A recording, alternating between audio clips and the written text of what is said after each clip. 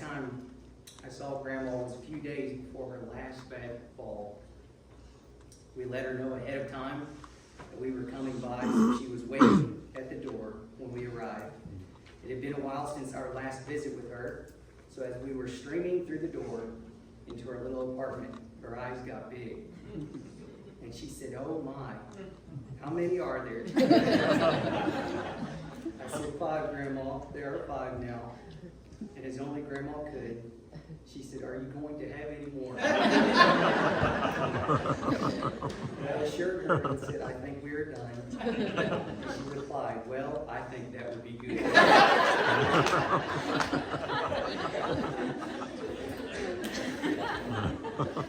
Then we wanted to have a wonderful visit with her.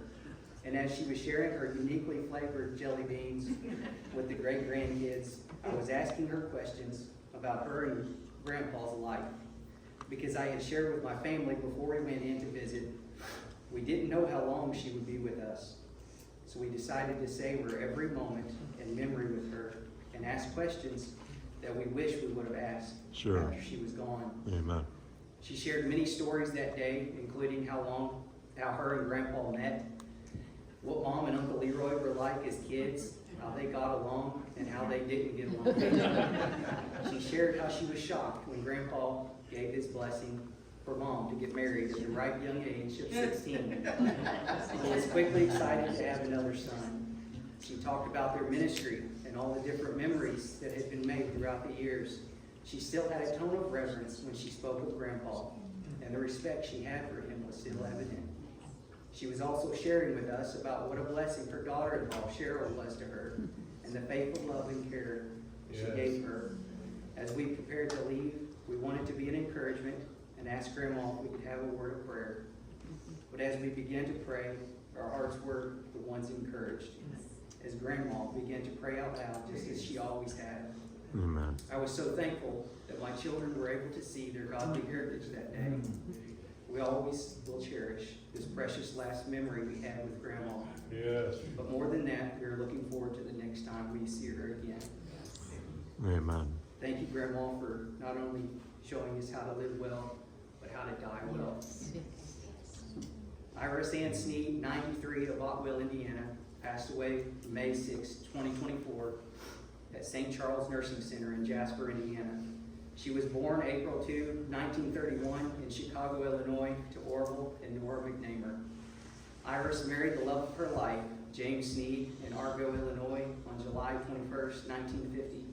James was an ordained minister, and Iris served loyally at his side as they pastored Pilgrim Holiness churches in Mason, Illinois for 6 years, Petersburg, Indiana for 25 years, and Charleston, Illinois for 13 years. Iris began a personal relationship with Jesus Christ at a young age and served him. Serving him was her priority. She had a passion for the local church here at Twin Oaks and did not want to miss a service. She was a person of piety, prayer, and Bible reading. A son, James Leroy, and a daughter, Sharon Kay, were born to James and Iris's union.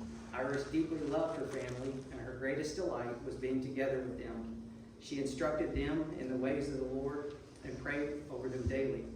A son-in-law, Mark Lemon, and daughter-in-law, Cheryl Hollingsworth, joined the family, and they became just like the Sneed's own children as well.